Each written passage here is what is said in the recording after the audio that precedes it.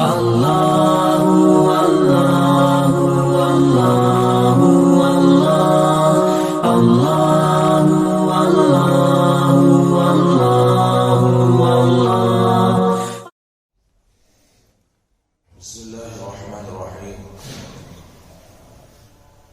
الله في السماوات وفي الأرض يعلم سركم وجهركم ويعلم ما تكسبون. اور وہی اللہ ہے جو آسمانوں میں ہے اور زمین میں ہے. یعلم سرکم، وہ تمہاری چھپی ہوئی باتوں کو جانتا ہے. وجہرکم، اور تمہاری ظاہری باتوں کو بھی جانتا ہے. ویعلم ما تکسبون، اور جو کچھ تم کرتے ہو اس کو بھی جانتا ہے. تو میرے بھائیوں، بات چل رہی تھی کہ سب سے پہلے اللہ نے آسمان اور زمین کی پیدائش کے سلسلے میں اس سورت کے شروع فرمایا، اور جو فرقے ظلمات اور نور کو غلط جگہ استعمال کرتے تھے اللہ نے اس کی تردید فرمائی. پھر اس کے بعد کی آیت میں اللہ تبارک و تعالیٰ نے انسان کو کس چیز سے بنایا اور انسان کے لیے موت متعین کیا، اور اسی طرح جو آسمان اور زمین اللہ نے بنائی ہے اس کے لیے بھی اللہ تبارک و تعالیٰ نے ایک وقت متعین کیا جو قیامت کی شکل میں اللہ ظاہر فرمائے گا. تو اس لیے اللہ کے سلسلے میں شک کرنے والے بڑے بیوقوف لوگ ہیں، بڑے کم عقل لوگ ہیں. اور اللہ تبارک و تعالیٰ یہاں سے یہ فرما رہے ہیں کہ دیکھو، آسمان کو بنانے والا اللہ ہے، زمین کو بنانے والا اللہ ہے، اور آسمانوں میں بھی اللہ ہے اور زمین میں بھی اللہ ہے. تو اسی لیے کہتے ہیں ہمارے اہل سنت والجماعت کا متفقہ یہ عقیدہ ہے کہ اللہ تبارک و تعالیٰ ہر جگہ موجود ہے، لیکن اس کی کیفیت کیا ہے، کیسے ہے، یہ کسی کو کوئی نہیں جانتا. اسی لیے ہوا، یعنی عربی گرامر کے اندر ہوا جو لفظ ہوتا ہے یہ ذات کے لیے استعمال ہوتا ہے. تو اسی لیے بہت سارے لوگ ایک پروپگنڈا کرتے ہیں کہ اللہ تبارک و تعالیٰ زمین میں بھی نہیں ہے، کہاں بھی نہیں ہے، عرش پر ہے، آسمانوں پر. نعوذ باللہ. جبکہ اس آیت کے اندر اللہ خود فرما رہے دیکھیے کہ وَهُوَ اللَّهُ فِي السَّمَاوَاتِ وَفِي الْأَرْضِ، کہ آسمان وہی اللہ ہے جو آسمانوں میں بھی ہے، وَفِي الْأَرْضِ، اور زمین میں بھی ہے. وہ اس کی کیفیت کیسی ہے یہ اللہ ہی بہتر جانتے ہیں. یعلم سرکم وجہرکم، اللہ تمہاری چھپی ہوئی باتوں کو بھی جانتے ہیں. یعنی دل کے اندر جو خیالات آتے ہیں، آدمی کیا خیال کرتا ہے، کیا اندر کیا چیزیں ہیں، اللہ تبارک و تعالیٰ اسے جانتے ہیں. کہ دل کے اندر کیا عقیدہ رکھا ہوا ہے، اللہ کے بارے میں کیا عقیدہ رکھا ہے، پیغمبر کے بارے میں کیا عقیدہ رکھا ہے، دین کے سلسلے میں کیا عقیدہ رکھا ہے، یہ سب کے سب دلوں کے اندر کی چھپی ہوئی باتوں کو بھی اللہ تبارک و تعالیٰ جانتے ہیں. وجہرکم، تمہاری ظاہری چیزوں کو بھی اللہ تبارک و تعالیٰ جانتے ہیں. ویعلم ما تکسبون، جو کچھ تم کرتے ہو اس کو بھی جانتے ہیں. تم اچھا کام کرتے ہو یا برا کام کرتے ہو، نیکیاں کرتے ہو یا برائی کرتے ہو، اس کو بھی اللہ تبارک و تعالیٰ جانتے ہیں. اس کے بعد اللہ تبارک و تعالیٰ فرماتے ہیں کہ وما تأتیہم من آیۃ من آیات ربہم الا کانوا عنہا معرضین. ان کے پاس ان کے رب کی نشانیوں میں سے کوئی نشانی نہیں آتی مگر یہ کہ وہ ان نشانیوں الا کانوا عنہا معرضین، مگر یہ کہ وہ ان نشانیوں سے اعراض کرنے والے. یعنی اللہ تبارک و تعالیٰ جب بھی آیت سے مراد اگر قرآن مجید لیا جائے تو قرآن مجید کی جتنی آیتیں اللہ تبارک و تعالیٰ نازل فرماتے تھے ہر آیت کا انکار کرتے تھے اس زمانے کے کفار و مشرکین. ہر آیت کا انکار کرتے تھے. اگر آیت سے مراد معجزہ لیا جائے، جیسے اللہ کے رسول صلی اللہ علیہ وسلم کو اللہ نے سینکڑوں معجزے عطا فرمائے، ہزاروں معجزے اللہ تبارک و تعالیٰ نے عطا فرمائے. تو ایک مرتبہ اس طرح ہوا کہ بہت بڑا معجزہ جسے شق القمر کہتے ہیں، یعنی چاند کے دو ٹکڑے ہو جانا، یہ ایسا معجزہ اللہ تبارک و تعالیٰ نے عطا فرمایا کہ بہت سارے کفار و مشرکین جمع ہو گئے. محض اللہ کے رسول صلی اللہ علیہ وسلم کو جھوٹا ثابت کرنے کے لیے، آپ صلی اللہ علیہ وسلم کا مذاق کرنے کے لیے ان لوگوں نے کہا کہ محمد آپ تو کہہ رہے ہیں کہ میں اللہ کا نبی ہوں، اللہ کا پیغمبر ہوں، اگر آپ اللہ کا پیغمبر ہے، اللہ کے نبی ہے تو کوئی کرشمہ کر کے دکھاؤ. کوئی ایسی چیز کر کے دکھاؤ جو عام انسانوں سے باہر ہے. تو ہر آدمی کچھ نہ کچھ سوال کرتا رہا، یہ کر کے دکھاؤ، وہ کر کے دکھاؤ، یہ کر کے دکھاؤ. تو کچھ لوگوں نے کہا آسمان کو جو چاند نظر آ رہا ہے اس چاند کے 2 ٹکڑے کر کے دکھا دو تو ہم تمہیں نبی مان لیں گے. تو اللہ کے رسول صلی اللہ علیہ وسلم کی بات ذرا کان کھول کر غور سے سنیے. اللہ کے رسول صلی اللہ علیہ وسلم نے فرمایا کہ معجزہ یہ سب اللہ کی قدرت اور اختیار ہے. کیا بول رہے ہیں؟ اللہ کے رسول صلی اللہ علیہ وسلم نے ارشاد فرمایا معجزہ یہ اللہ کی قدرت اور اختیار میں ہے. اگر اللہ تبارک و تعالیٰ اپنی قدرت سے چاند کے 2 ٹکڑے کر دے تو کیا تم مجھ پر ایمان لاؤ گے، مجھے نبی مان لو گے؟ یہ نہیں فرمایا کہ میں کر کے دکھاؤں تو تم مجھے نبی مان لو گے، یہ نہیں فرمایا، بلکہ یہ فرمایا کہ اگر اللہ تبارک و تعالیٰ اپنی قدرت سے چاند کے 2 ٹکڑے کر دے تو کیا تم مجھے نبی مان لو گے؟ اسی لیے میرے بھائیوں، جن کو اللہ تبارک و تعالیٰ کوئی کرامات دے دے تو سمجھو کہ وہ کرامات یہ اپنی طرف سے نہیں ہوتا. کبھی کبھار اللہ تبارک و تعالیٰ اپنے نیک بندوں کو کرامت اس لیے دیتے ہیں اس کے ذریعے سے ہزاروں لوگ ہدایت یافتہ ہو جاتے ہیں. تو اگر ہم میرے بھائیوں سارے لوگوں نے کہا کہ اگر تم ایسا کر کے دکھائیں گے، چاند کے 2 ٹکڑے کر دیں گے تو ہم تم پر ایمان لے آئیں گے. تو اللہ کے رسول صلی اللہ علیہ وسلم نے اشارہ فرمایا تو اللہ نے اپنی قدرت سے چاند کے 2 ٹکڑے کر دیا. ایک ٹکڑا جبل ابو قبیس، ایک ٹکڑا جبل ابو قبیس کے اوپر آ کر کھڑا ہو گیا اور ایک ٹکڑا جبل ابو قینقاع اس کے اوپر آ کر کھڑا ہو گیا.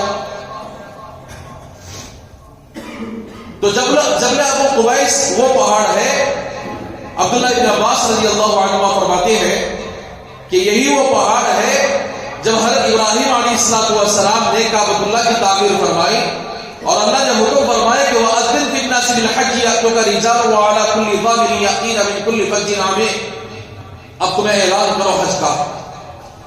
حضرت ابراہیم علیہ السلام کسی جبل ابو قبیس پر کھڑے ہو کر اعلان کیا اور یہی وہ پہاڑ ہے اللہ تبارک و تعالیٰ نے پوری روئے زمین پر سب سے پہلے پہاڑ اسی کو اللہ نے بنایا ہے، یعنی اسی پہاڑ پر کو اللہ نے زمین پر رکھا ہے، جبل ابو قبیس. تو ایک ٹکڑا یہاں پر آ کر کھڑا ہوگا، ایک ٹکڑا ابو قینقاع جسے یعنی کعبۃ اللہ کے مغرب کی طرف موجود ہے وہ پہاڑ. تو یہ 2 ٹکڑے ہو گئے. اب لوگوں نے دیکھا، آپس میں دیکھنے لگے کیا بھائی میری آنکھیں کچھ ڈاؤٹ ہے مجھے کہ واقعی کہ یہ 2 ٹکڑے ہو گئے کیا. آپس میں لوگ تذکرہ کرنے لگے کہ تجھے صحیح نظر آ رہا ہے کہ چاند کے 2 ٹکڑے ہو گئے. تو لوگوں نے بتایا کہ ہاں، آپس میں کہنے لگے چاند کے 2 ٹکڑے ہو چکے.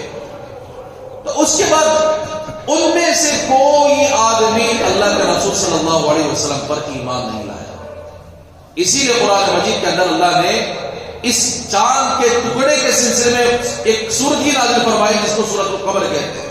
اقتربت الساعة وانشق القمر وإن يروا آية يعرضوا ويقولوا سحر مستمر. قیامت قریب آ گئی اور چاند کے ٹکڑے ہو گئے. وإن يروا آية يعرضوا، اگر یہ نشانیاں دیکھتے ہیں تو اعراض کرنے لگتے ہیں اور کہتے ہیں یہ ہمیشہ کا جادو ہے. تو میرے بھائی اس طرح اللہ کے رسول صلی اللہ علیہ وسلم یعنی ان کے اشارے سے اللہ تبارک و تعالیٰ نے چاند کے 2 ٹکڑے کر دیا. تو ان کو دیکھ کر بھی یہ لوگ ایمان نہیں لائے بلکہ کہنے لگے یہ تو کھلا ہوا ہمیشہ کا جادو ہے، اسے جادو سے تعبیر کر دیا. اب دنیا کے اندر جتنے جادوگر ہیں وہ کر کے دکھائیں گے کہ چاند کے 2 ٹکڑے. تو جادو اور معجزے میں زمین آسمان کا فرق ہے. تو اسی لیے معجزات اور کرامات اس کا تعلق اللہ سے ہے. اللہ جو چاہتے ہیں دکھاتے ہیں. تو اسی لیے میرے بھائیوں اگر آیتین کی تفسیر اگر معجزے سے کرتے ہیں تو اللہ کے رسول صلی اللہ علیہ وسلم کے کئی معجزے وہ لوگ دیکھ چکے تھے، تو اس کے باوجود بھی وہ لوگ ایمان نہیں لائے، اعراض کرنے لگے. اگر آیتین کی تفسیر اگر قرآن مجید سے کرتے ہیں، قرآن مجید کی جتنی بھی سے اعراض کرنے لگے. ہمارے زمانے میں ایسے دجال اور کذاب موجود ہیں. جیسے جو گزشتہ یعنی چند ہفتے پہلے جو ملعون رضوی تھا اس نے کیا کیا قرآن کے ساتھ, اور اللہ کے رسول صلی اللہ علیہ وسلم کے ہمیں کیا گستاخی کی.